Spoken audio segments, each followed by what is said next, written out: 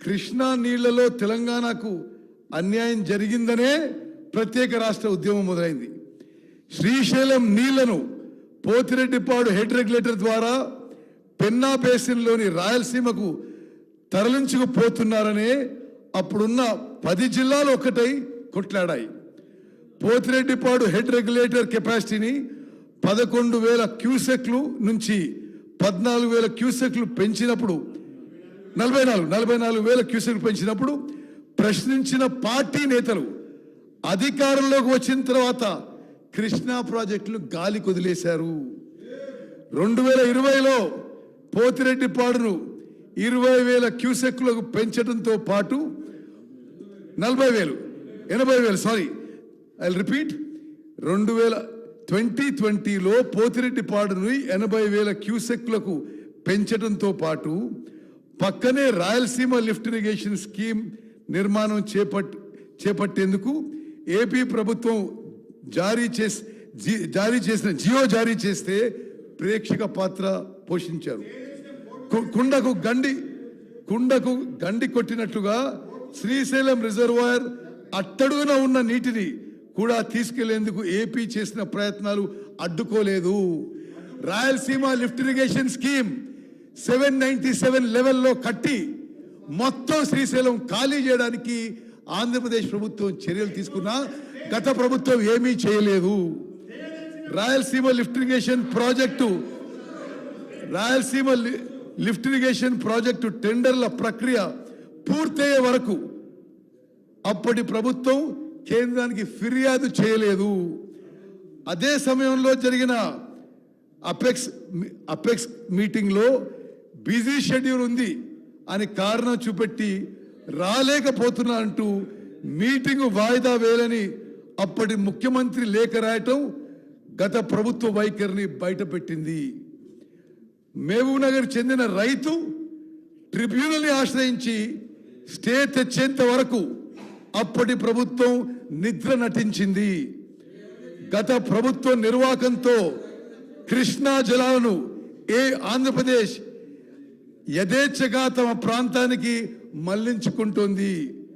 పోతిరెడ్డిపాడు, సంగమేశ్వరం, ముచ్చుమర్రి నుంచి రోజుకు 9.5 టీఎంసీల నీటిని ఏపీ ఖాళీ చేస్తోంది. జలాశయం నిండక ముందే నీళ్లు తరలించకపోయేలా ఈ ప్రాజెక్టులు కట్టుకుంది.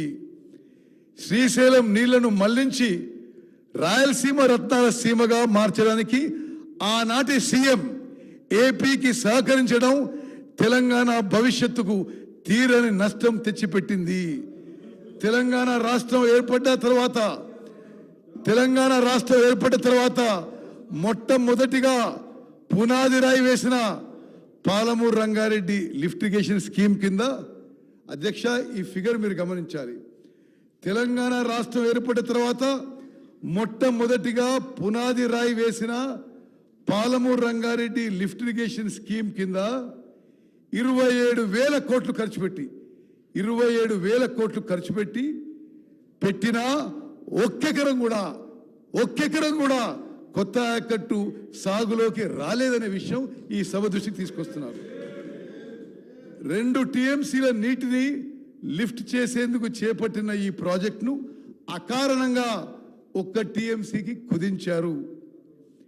ఎన్నికల ముందు నార్లాపూర్ పంప్ హౌస్ నుంచి 1 మోటార్ మాత్రమే నడిపించి కొన్ని నీళ్లు పోయించారు. అదేవిధంగా పాలమూరు రంగారెడ్డి ఫౌండేషన్స్ వేసిన తర్వాత మరి డిండి ప్రాజెక్ట్ కూడా ఫౌండేషన్ వేసి డిండి ప్రాజెక్ట్ కూడా పెండింగ్ జాబితాలోనే పడిపోయింది. ఎస్ఎల్బిసి టన్నెల్ పనులు ఇప్పటికీ పూర్తి కాలేదు. తెలంగాణ ఉద్యమంలో ఆర్డిఎస్ నీళ్ల సాధన కోసం పాదయాత్ర చేసిన పార్టీ అధికారంలో ఉన్నప్పుడు ఆర్డిఎస్ ఆధునీకరణను మర్చిపోయింది. దీన్ని సప్లిమెంట్ చేయడానికి తుమ్మిళ్ళ పేరుతో లిఫ్ట్ పెట్టి ఒక్క మోటార్తో నీళ్లు పోయించి ఆర్భాటం చేశారే తప్ప ఆ పనులు పూర్తి చేయలేదు. దీంతో ఆర్డిఎస్ ఆయకట్టు 1 ఎకరం కూడా పెరగలేదు. గత ప్రభుత్వం అనుసరించిన దుర్నీతి కారణంగా ఇప్పుడు శ్రీశైలంపై ఆధారపడ్డ మహబూబ్ నగర్ జిల్లాలోని ప్రాజెక్టుల భవితవ్యం ప్రమాదంలో పడినట్లయింది. ప్రధానంగా నాగార్జున సాగర్లో నీటి నిల్వలు తగ్గిపోతున్నాయి. దీనిపై ఆధారపడ్డ నల్గొండ, ఖమ్మం జిల్లాల ఆయకట్టు రైతులు నష్టపోతున్నారు. అదేవిధంగా అధ్యక్ష, నేను ముందోసారి చెప్తున్నా, మళ్ళోసారి రిపీట్ చేస్తున్నా, ఎందుకంటే ఈ రాష్ట్ర భవిష్యత్తుకి చాలా చాలా కీలక విషయం కృష్ణా జలాల నీటి వాటాల్లో అన్యాయం. కృష్ణా జిల్లాలో ఉమ్మడి ఆంధ్రప్రదేశ్ కేటాయించిన బచావత్ అవార్డు ఎన్ బ్లాక్ 811 టీఎంసీ ఉంటే, మరి గత ప్రభుత్వం పోయి కేంద్రం దగ్గర మాకు 299 టీఎంసీ ఇస్తే చాలు అని చెప్పి వీళ్ళు లిఖితపూర్వకంగా ఒప్పుకొని వచ్చారు. కృష్ణా జిల్లాలో ఉమ్మడి ఆంధ్రప్రదేశ్కు కేటాయించిన 811 టీఎంసీల్లో తెలంగాణకు 299 టీఎంసీలు, ఏపీకి 512